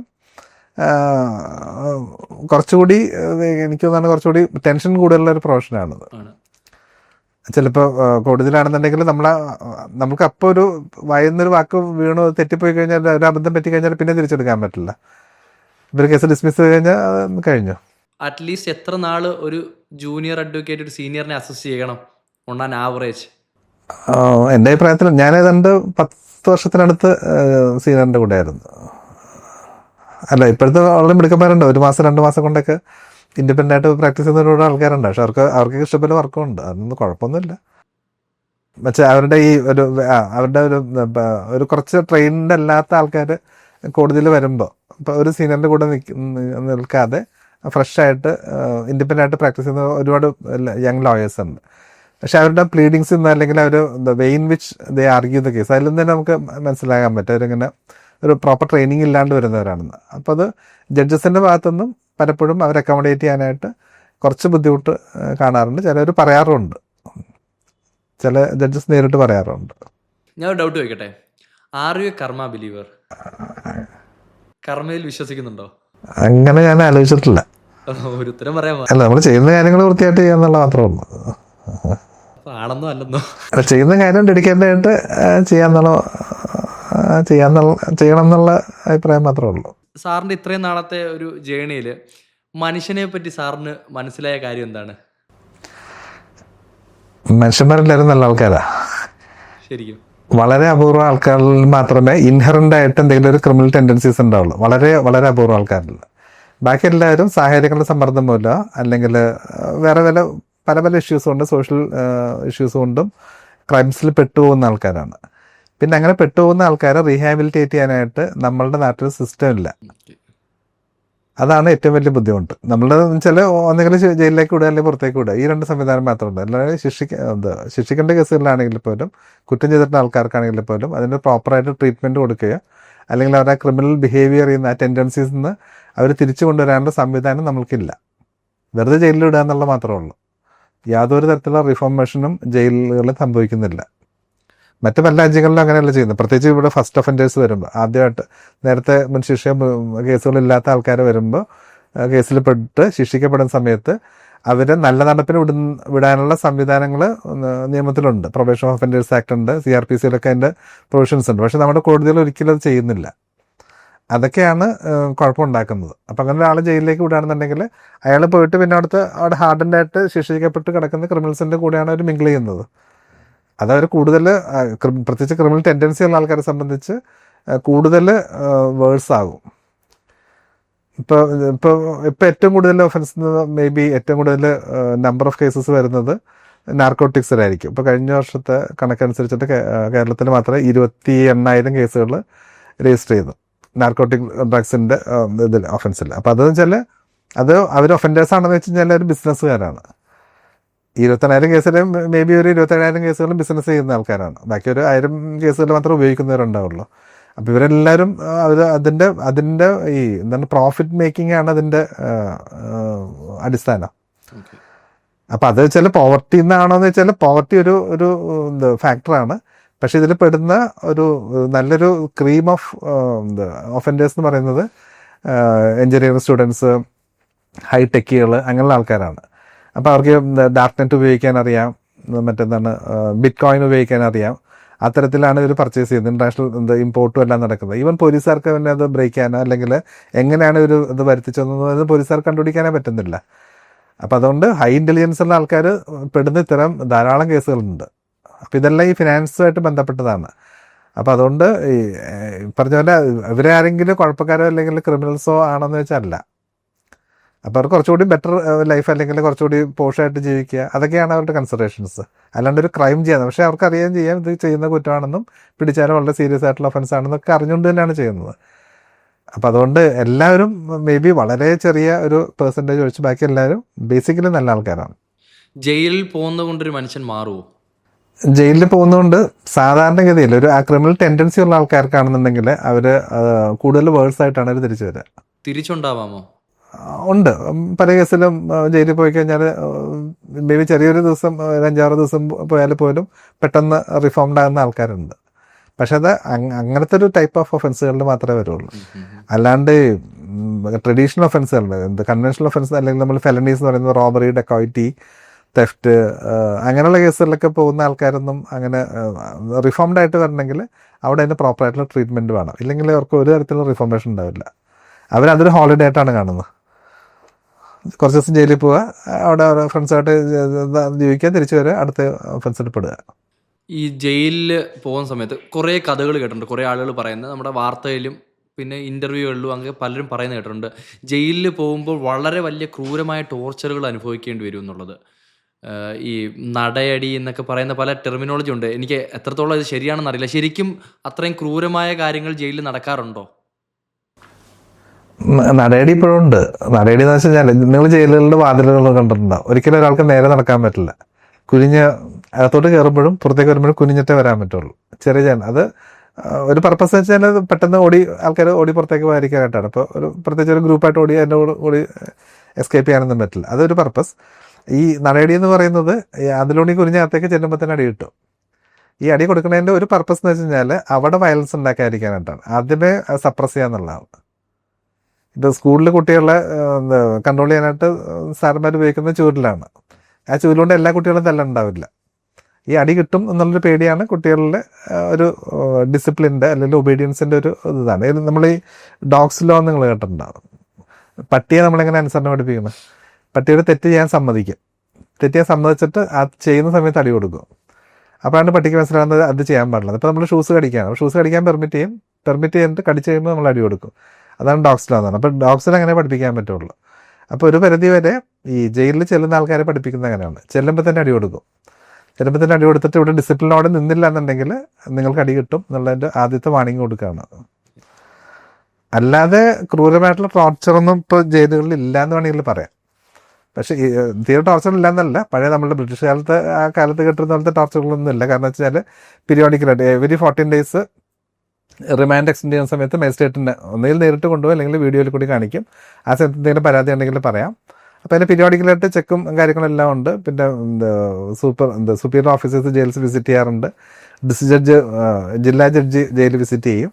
അപ്പോൾ ആ സമയത്തൊക്കെ പരാതികളൊക്കെ പറയാം. അതിന് പരാതി ഇടുന്ന ബോക്സ് ഉണ്ട്, ആ ബോക്സിൽ പരാതി ഇടാം. അത് ജില്ലാ ജഡ്ജിയാ അല്ലെങ്കിൽ അതിന് ചാർജുള്ള അദ്ദേഹമാണ് വന്നിട്ട് ആ ബോക്സ് തുറക്കുന്നത്. അപ്പോൾ അതുകൊണ്ട് ജയിലേഴ്സിനും അങ്ങനെ പഴയ പോലെ ഒന്നും അങ്ങനെ ഒരു പരിധി വിട്ട് അവർക്ക് ഉപദ്രവിക്കാനോ അങ്ങനെയൊന്നും പറ്റില്ല. അതെല്ലാം വളരെ സീരിയസ് ആയിട്ട് നടപടി വരും. അതുപോലെ തന്നെ ഈ സീനിയർ പ്രിസണേഴ്സും ഉപദ്രവിക്കുമെന്നാ കേട്ടിട്ടുണ്ട്, അതുള്ളതാണോ? അതുണ്ടാവും അതെന്തായാലും ഉണ്ടാവും. അതിൽ ഫിസിക്കലായിട്ടുള്ള ഉപദ്രവം ഉണ്ടാവും, സെക്ഷലായിട്ടുള്ള ഉപദ്രവം ഉണ്ടാവും. അത് വളരെ കോമൺ ആണ്. അത് ലോകം മുഴുവനുള്ളൊരു ഫിനോമിനയാണ്. ഒരു കുറ്റം ചെയ്യാത്തൊരു വ്യക്തി ജയിലിൽ പോയി കഴിഞ്ഞാൽ തിരിച്ചിറങ്ങുമ്പോഴത്തേക്കും ആ വ്യക്തിയുടെ മാനസിക നില വളരെ ട്രോമറ്റൈസ് ആവാൻ ചാൻസ് വളരെ കൂടുതലാണല്ലേ? അതെ, ഒരുപാട് കേസുകളിൽ അങ്ങനെ സംഭവിക്കാറുണ്ട്. ഒരുപാട് കേസുകളിൽ, പ്രത്യേകിച്ച് യങ്സ്റ്റേഴ്സ്, നല്ല വീട്ടിലൊക്കെ ജനിച്ച് നല്ല സ്കൂളിലും കോൺവെൻറ്റിലൊക്കെ പഠിച്ചിട്ടുള്ള ആൾക്കാർ, അതായത് ഇങ്ങനെ അല്ലാതെ ഇങ്ങനെ റോഡിൽ സ്ട്രീറ്റ് ഫൈറ്റ് അങ്ങനെ നടക്കാതെ വളരെ ഇതായിട്ട് ജീവിച്ചു വന്നുള്ള ബാക്ക്ഗ്രൗണ്ടിൽ നിന്ന് വരുന്ന ആൾക്കാരൊക്കെ ജയിലിൽ പോയി കഴിഞ്ഞാൽ പിന്നെ അവർക്ക് കൗൺസിലിംഗ് ഒക്കെ വേണ്ടി വരും തിരിച്ചൊരു നോർമൽ ലൈഫിലേക്ക് വരാനായിട്ട്. അത്ര ട്രോമാറ്റൈസ്ഡ് ആറുണ്ട്, പ്രത്യേകിച്ച് പ്രൊഫഷണൽ കോളേജിൽ പഠിക്കുന്ന സ്റ്റുഡൻസ് ഒക്കെ. എങ്ങനെയോ കേസിൽപ്പെട്ട് ജയിലിൽ പോകുന്നൊരു വ്യക്തി, അപ്പോൾ അവിടെ ആ ജയിലിലുള്ളവർക്ക് ശരിക്കും ഈ പ്രതി കുറ്റം ചെയ്തിട്ടില്ല എന്ന് തോന്നുകയാണെങ്കിൽ ഒന്നും ചെയ്യാതെ വിട്ടൂടെ? അല്ല, അവരെ സംബന്ധിച്ചും ഒരു റാഗിങ്, പിന്നെ അവർക്ക് വേറെ ജോലിയൊന്നും ഇല്ല അവിടെ. അവരുടെ ഫ്രസ്ട്രേഷൻസ് ഇവരുടെ പുറത്ത് തീർക്കുക, അങ്ങനെയുള്ള കാര്യങ്ങളൊക്കെയാണ്. അല്ലാണ്ട് ഒരു മനഃപൂർവ്വം ഇപ്പോൾ ഉപദ്രവിക്കുന്ന അങ്ങനെ എന്തെങ്കിലും വൈരാഗ്യം ഉണ്ടായിട്ടല്ല. പിന്നെ ചില ഒഫൻസുകളിൽ ഇപ്പോൾ പോക്സോ പോലത്തെ അങ്ങനത്തെ കേസിലൊക്കെ പെട്ടിട്ട് ചെല്ലുന്ന ആൾക്കാർക്ക് നല്ല ഇടി കിട്ടും അവിടെ നിന്ന്. നിങ്ങൾ പൊതുവെ കാണുന്ന സോക്കോൾഡ് ഹാർഡൻ ക്രിമിനൽസ് എന്ന് പറഞ്ഞാൽ അവരങ്ങനെയൊന്നും ചെയ്തില്ല. അങ്ങനെ പെൺകുട്ടികളെ അല്ലെങ്കിൽ സ്ത്രീകളെ ഒന്നും ഉപദ്രവിക്കാത്ത ആൾക്കാരാണ് നിങ്ങൾ പൊതുവെ വളരെ ഹാർഡൻ ക്രിമിനൽസ് എന്ന് പറയുന്ന ആൾക്കാർ. അവരേതെങ്കിലും സാഹചര്യത്തിൽപ്പെട്ട കേസിൽ പെട്ടുപോകുന്ന ആൾക്കാരാണ്. ഇങ്ങനത്തെ കേസൊക്കെ ആയിട്ട് ചെല്ലുന്ന ആൾക്കാർ അവർ നന്നായിട്ട് ഇടിക്കും, ഒരു സംശയമില്ല കാര്യത്തിൽ. എനിക്ക് അത് കേട്ടപ്പോഴാണ് ഈ റീസെൻ്റ് ആയിട്ട് പല പോസ്കോ കേസുകൾ ഫേക്കായിരുന്നെന്ന് തിരിച്ചറിഞ്ഞ് വെറുതെ വിട്ടിട്ടുണ്ടല്ലോ. അപ്പോൾ അവരുടെയൊക്കെ സിറ്റുവേഷൻ ഒന്ന് ആലോചിച്ച് നോക്ക്. കുറ്റം പോലും ചെയ്യാതാണ് അവിടെ ചെന്നിട്ട് ഈ പറയുന്ന ടോർച്ചറുകൾ അനുഭവിക്കേണ്ടി വന്നത്. അതെ. അപ്പോൾ അതനുസരിച്ച് നമ്മൾ ഇൻവെസ്റ്റിഗേഷൻ കുറച്ചുകൂടി സയൻറ്റിഫിക് ആകേണ്ട കാലം കഴിഞ്ഞ്. പ്രത്യേകിച്ച് ധാരാളം കള്ളക്കേസുകൾ വരുന്നുണ്ട് പോക്സോയിൽ. മേ ബി ഒരു 30% കള്ളക്കേസുകളാണ്. 100 കേസ് വന്ന ഒരു 30 കേസിൻ്റെ കള്ളക്കേസുകളാണ്. അതിൽ ഈ പ്രതിനെ പലപ്പോഴും പ്രതികൾ ചോദിക്കാറുണ്ട്, ഞങ്ങളെ നാർക്കോ അനാലിസിസിന് അല്ലെങ്കിൽ ലൈവ് ഡിറ്റക്ഷൻ ഞങ്ങളെ സബ്ജക്റ്റ് ആക്കണം, ഇവർ 100% കള്ളക്കേസാണ് എന്ന് പറയാറുണ്ട്. പക്ഷെ അത് കോടതികൾ ഒരിക്കലും സമ്മതിക്കാറില്ല. ഒരു പ്രതി പറയുകയാണ് ഞാൻ നാർക്കോ അനാലിസിസിന് പോകാൻ തയ്യാറാണ്, ഇവർ പ്രോസിക്യൂഷൻ പറയുന്നത് മുഴുവൻ നുണയാണ് എന്ന് പറയുകയാണെങ്കിൽ എന്തുകൊണ്ട് അയാളെ അതിനെ വിട്ടുകൂടാ? അതായത് കോടതികൾ പറഞ്ഞു കഴിഞ്ഞാൽ അത് ഇൻവെസ്റ്റിഗേറ്റിംഗ് ഓഫീസറാണ് തീരുമാനിക്കേണ്ടതെന്നാണ് പറയുന്നത്. അതൊക്കെ മാറണം. ഒരു കള്ളക്കേസാണെന്ന്, ഒരു കേസ് കളവാണ്, 100% കളവാണെന്ന് ഒരു പ്രതി ഉറപ്പിച്ച് പറയുകയാണെങ്കിൽ അതിൽ നാർക്കോ അനാലിസിസ് പോകാൻ തയ്യാറാണെങ്കിൽ അയാൾ ഇതിന് വിടണം. ലൈവ് ഡിറ്റക്ഷൻ നാർക്കോ കുറച്ച് ഹെൽത്ത് റിസ്ക് ഉള്ള കാര്യമാണ്. പക്ഷേ ലൈവ് ഡിറ്റക്ഷൻ ടെസ്റ്റുകളുണ്ട്, അതിന് പോകുന്നതുകൊണ്ട് ഒരു കുഴപ്പമില്ല. ഒരു ഹെൽത്ത് ഇഷ്യൂസും ഇല്ലാത്തതാണ്. പ്രതിക്ക് അതിന് പോകാം. 100% കള്ളക്കേസാണെന്നുണ്ടെങ്കിൽ വാദിയോട് അതിന് പോകാൻ പറയാം. ഏതെങ്കിലും ഒരു പെൺകുട്ടി അല്ലെങ്കിൽ സ്ത്രീ ഒരു കളവായിട്ട് പരാതി കൊടുക്കുകയാണെങ്കിൽ അവരതിന് വിധേയനാക്കിയാൽ എന്താ കുഴപ്പം? അവർ പറയുന്നത് ശരിയാണോ ഇല്ലെന്ന് അറിയാമല്ലോ. അല്ല, അതൊക്കെയാണ് നമ്മളുടെ കോടതികൾ ഇപ്പോഴും ഒരു 1700-കളിൽ 1800-കളിലാണ് നിൽക്കുന്നത്. ഒരു തരത്തിലും നമ്മൾ പ്രത്യേകിച്ച് ക്രിമിനൽ ലോയിൽ ഒരു തരത്തിലുള്ള ഇമ്പ്രൂവ്മെൻറ്റ്സും നമുക്ക് ഉണ്ടായിട്ടില്ല. ഇപ്പോൾ നമ്മുടെ BNS-ഉം BNSS-ഉം വന്നു. അത് 1860-ൽ 1861-ലും ഉണ്ടാക്കിയിട്ടുള്ള നിയമങ്ങൾ അതേപോലെ തന്നെ സെക്ഷൻ നമ്പറുകൾ അങ്ങോട്ടും കൊണ്ട് മാറ്റിയിട്ടതാണ്. അതിൻ്റെ ടോട്ടൽ ചേഞ്ച് എന്ന് പറയുന്നത് ഏതാണ്ട് 3% മാത്രമേ ചേഞ്ച് വന്നിട്ടുള്ളൂ. ബാക്കി 97% അതേ നിയമങ്ങൾ തന്നെയാണ്. നമ്പർ അങ്ങോട്ടും കൊണ്ട് മാറ്റിയെന്ന് മാത്രമേ ഉള്ളൂ. ഇപ്പോഴും മാറ്റേണ്ടിയിരുന്ന ഒരുപാട് കാര്യങ്ങൾ മാറ്റിയിട്ടില്ല. ഇപ്പം ഞാനതിലിപ്പോൾ ജയിലുമായിട്ട് ബന്ധപ്പെട്ട് പറയുകയാണെന്നുണ്ടെങ്കിൽ അതിൽ ഈ ഹോമോസെക്ഷൽ ആക്ടിവിറ്റീസ് ഒഫൻസ് ആയിരുന്നു, അൺനാച്ചുറൽ ഒഫൻസസ്. അത് 1860-ൽ ഒഫൻസ് ആയിരുന്നു. ഇപ്പോൾ അതെടുത്ത് മാറ്റി. ഇപ്പോൾ എടുത്ത് മാറ്റിയപ്പോൾ ജയിലിലുള്ള സംഭവങ്ങൾ പ്രോസിക്യൂട്ട് ചെയ്യാൻ പറ്റില്ല. ജയിലൊരു അൺനാച്ചുറൽ ഒഫൻസ് നടന്നാലും പ്രോസിക്യൂട്ട് ചെയ്യാൻ പറ്റില്ല. അപ്പം അത് നോക്കാണ്ടാണ് ഇപ്പോൾ ഈ BNS മാറ്റം വരുത്തിയത്. അൺനാച്ചുറൽ ഒഫൻസ് എന്നുള്ള 1860 ഒരു ഒഫൻസ് ആക്കിയത് ഇത് 250 കൊല്ലം കഴിഞ്ഞപ്പോൾ എടുത്തു കളഞ്ഞു. ഇനിയിപ്പോൾ അത് രണ്ടാമത് ചേർക്കാനുള്ള സംവിധാനങ്ങൾ ചെയ്യേണ്ടി വരും. ഓക്കെ, ശരിക്കും അതിനെപ്പറ്റി ഒന്ന് ക്ലാരിറ്റിയോടെ പറഞ്ഞുതരാൻ പറ്റുമോ? അൺനാച്ചുറൽ ഒഫൻസ്, അതായത് സ്വവർഗരതി എന്ന് പറയുന്നത് ഒഫൻസ് ആയിരുന്നു. 1860 ഇന്ത്യൻ പീനൽ കോഡ് ആദ്യം ഡ്രാഫ്റ്റ് ചെയ്തത് 1835 1860 അത് നിയമമായിട്ട് വരുമ്പോൾ അതൊരു ഒഫൻസ് ആയിരുന്നു. അതിനുശേഷം അത് കൺസെൻഷണൽ ആണെന്നുണ്ടെങ്കിൽ, അതായത് സ്വവർഗരതി, ഇപ്പോൾ ഗേ മാരേജസ് പെർമിറ്റഡ് ആണ്, അപ്പോൾ കൺസെൻഷണൽ ആണെങ്കിൽ അത് ഒഫൻസ് ആക്കേണ്ട കാര്യമില്ല എന്ന് അപ്പം മേ ബി ഒരു 10-20 വർഷത്തിനിടയ്ക്ക് ഉണ്ടായിട്ടുള്ള ഒരു മൂവ്മെൻ്റാണ് വേൾഡ് വൈഡ് ആയിട്ടുള്ള. അതിൻ്റെ ഭാഗമായിട്ട് സുപ്രീം കോർട്ട് പറഞ്ഞു കൺസെൻഷണൽ ആണെങ്കിൽ ഇത് ഒഫൻസ് ആക്കേണ്ട കാര്യമില്ല എന്ന് സുപ്രീം കോർട്ട് പറഞ്ഞു. പക്ഷെ അത് അത് പ്രോപ്പറായിട്ട് മനസ്സിലാകാതെ പാർലമെൻറ്റ് BNS കൊണ്ടുവന്നപ്പോൾ 2023 റീഡ്രാഫ്റ്റ് ചെയ്തപ്പോൾ ഈ അൺനാച്ചുറൽ ഒഫൻസ് എന്നുള്ള സംഭവം എടുത്തു കളഞ്ഞു. അപ്പം സുപ്രീം കോർട്ട് ഉദ്ദേശിച്ചത് കൺസെൻഷണൽ ആണെന്നുണ്ടെങ്കിൽ അത് ഒഫൻസ് ആക്കേണ്ടതെന്നാണ്, പ്രോസിക്യൂട്ട് ചെയ്യേണ്ടതെന്നുള്ളതാണ്. കൺസെൻഷൻ അല്ലെങ്കിൽ ഫോഴ്സ്ഫുൾ ആണെങ്കിലോ, ഇപ്പം നേരത്തെ പറഞ്ഞാൽ ജയിലുകളിൽ സംഭവിക്കുന്നത് അത് ഫോഴ്സ്ഫുള്ളായിട്ട് ചെയ്യുന്നതാണ്, കൺസെൻഷനല്ല. അതിലിപ്പോൾ അവർക്ക് പ്രോസിക്യൂട്ട് ചെയ്യാൻ പറ്റുന്നില്ല. ഇപ്പം ജയിലേഴ്സ് പലപ്പോഴും നമ്മൾ വിളിച്ച് ചോദിക്കാം നിങ്ങൾ സംഭവം നടന്നത് എന്ത് ചെയ്യും? ഒന്നും ചെയ്യാനില്ല. ഒരു കൂടിയെന്നാൽ കോസിങ് ഹർട്ട് അല്ലെങ്കിൽ ഇല്ലീഗൽ കൺഫൈൻമെൻറ്റോ അങ്ങനെ എന്തെങ്കിലും ചെറിയ മൈനർ ഒഫൻസുകൾ ചാർജ് ചെയ്യാൻ മാത്രമേ പറ്റുള്ളൂ. ഈ അൺനാച്ചുറൽ ഒഫൻസ് എന്നുള്ള സീരിയസ് ആയിട്ടുള്ള ഒഫൻസ് ആയിരുന്നു. വിത്തൗട്ട് കൺസെന്റ് ഉണ്ടായിട്ടും നമുക്ക് കേസ് ചാർജ് ചെയ്യാൻ പറ്റില്ല. കേസ് ചെയ്യാൻ പറ്റില്ല, നിയമത്തിൽ വന്ന അബദ്ധം പറ്റിയതാണ്. അപ്പം ഈ തരത്തിലാണ് നമ്മുടെ പാർലമെൻറ്റ് ക്രിമിനൽ നിയമങ്ങളെ നോക്കുന്നത്. നമുക്കിവിടെ ലോ കമ്മീഷൻ ഉണ്ട്. ലോ കമ്മീഷൻ നല്ല എല്ലാ കാലത്തും ആദ്യം 1860 മുതൽ ഉള്ള ലോ കമ്മീഷനാണ് ഇപ്പോഴും തുടർന്നു പോകുന്നത്. ഓരോരോ പീരീഡിൽ പുതിയ ആൾക്കാർ വന്നിട്ട് ലോ കമ്മീഷൻ ഒരുപാട് കാര്യങ്ങൾ റിവ്യൂ ചെയ്യുന്നുണ്ട്. ഈ റിവ്യൂസ് ഒന്നും നമ്മളുടെ പാർലമെൻറ്റിൽ അവർ കൺസിഡർ ചെയ്യാറില്ല. 1970-കളിൽ 78 എനിക്ക് ആ ലോ കമ്മീഷൻ ഒരുപാട് കാര്യങ്ങൾ ശുപാർശ ചെയ്തിരുന്നു. അത് സ്ത്രീകളെ ഇപ്പോൾ 1860 ഇന്ത്യൻ പീനൽ കോഡ് ഉണ്ടാക്കുമ്പോൾ സ്ത്രീകളെ ഹസ്ബൻഡിൻ്റെ പ്രോപ്പർട്ടി ആയിട്ടാണ് കണക്കാക്കിയിരുന്നത്. അതുമായിട്ട് ബന്ധപ്പെട്ട കുറേ ഒഫൻസുകൾ, കുറേ സെക്ഷനുകൾ ഇതിൻ്റെ അകത്തുണ്ട്. അതെടുത്ത് കളയണം എന്ന് ഉള്ള ശുപാർശ അതിൽ ഇപ്പോൾ ഒന്നും ചെയ്തില്ല. ഇപ്പോഴും അതേ ഇതിൽ തന്നെയാണ് ഇപ്പോഴത്തെ നിയമങ്ങൾ കൺട്രി ചെയ്യുന്നത്. 1860 എഴുതി അത് തന്നെയാണ് ഇപ്പോഴും കൺട്രി ചെയ്യുന്നത്. ഇതൊക്കെ ഈ ലോ കമ്മീഷൻ റെക്കമെൻഡേഷൻസ് അടക്കമുള്ള ഒരു കാര്യങ്ങളും പാർലമെൻറ്റ് കൺസിഡർ ചെയ്യുന്നില്ല, കോടതികൾ നോക്കുന്നില്ല. എന്തുകൊണ്ട് ഇതൊക്കെ ഇപ്പോഴും മാറുന്നില്ല വെച്ച് കഴിഞ്ഞാൽ നമ്മളുടെ ക്രിമിനൽ ലോ ഇപ്പോഴും മേ ബി ഒരു 300 കൊല്ലം പുറകിലാണ്. യൂറോപ്പിലെ ഇംഗ്ലണ്ടിൽ എഴുതുന്ന സമയത്ത് അവർ യൂറോപ്പിൽ ഉണ്ടായിരുന്ന കേസ് ലോസ് എല്ലാം കൂടി നോക്കിയിട്ടാണ് മേ ബി 1500 മുതലുള്ള കേസുകൾ നോക്കിയിട്ടാണ് 1860 നിയമം ഉണ്ടാക്കിയത്. അതിനുശേഷം 150 കൊല്ലമായില്ല. ഈ പീരീഡിൽ നടന്ന ഒരു കാര്യങ്ങളിലും നമ്മുടെ ഇന്ത്യൻ നിയമത്തിൽ മാറ്റം വരുത്തിയിട്ടില്ല. അതിന് കോടതികളൊട്ടും പ്രൊയാക്റ്റീവായിട്ട് അതിൽ ഒരു കമൻറ്റ് പോലും പറഞ്ഞിട്ടില്ല. ലോ കമ്മീഷൻ റെക്കമെൻഡേഷൻസ് ഉണ്ട്, അത് പാർലമെൻറ്റ് വായിച്ചു നോക്കിയിട്ടില്ല, തുറന്നു നോക്കിയിട്ടില്ല. പാർലമെൻറ്റിൻ്റെ അല്ലെങ്കിൽ നിയമം ഉണ്ടാക്കുന്ന ആൾക്കാരുടെ ഭാഗത്തു നിന്ന് വളരെ സീരിയസ് ആയിട്ടുള്ള വീഴ്ചയുണ്ട്. സാറ് പറയുന്ന പല കാര്യങ്ങളും വളരെ പേടിപ്പിക്കുന്നതാണ് കേട്ടോ. ആക്ച്വലി ഇത് റീഡ്രാഫ്റ്റ് ചെയ്ത സമയത്ത് അവർ നോക്കേണ്ടതായിരുന്നു. ഇപ്പോൾ 69th ലോ കമ്മീഷൻ റിപ്പോർട്ടുണ്ട് 1977 ഇന്ത്യൻ എവിഡൻസ് ആക്ട് സമഗ്രമായിട്ടുള്ള ഏതാണ്ട് 1000-ലധികം പേജുകളിൽ ലോ കമ്മീഷൻ അന്ന് ഗജേന്ദ്ര ഗാദ്കറിൻ്റെ നേതൃത്വത്തിൽ ചെയ്തത് റിപ്പോർട്ടാണ്. 1000-ലധികം പേജുകളുണ്ട്. അതിലൊരു റെക്കമെൻഡേഷൻ പോലും ഈ 2023 പാർലമെൻറ്റ് നോക്കിയിട്ടില്ല.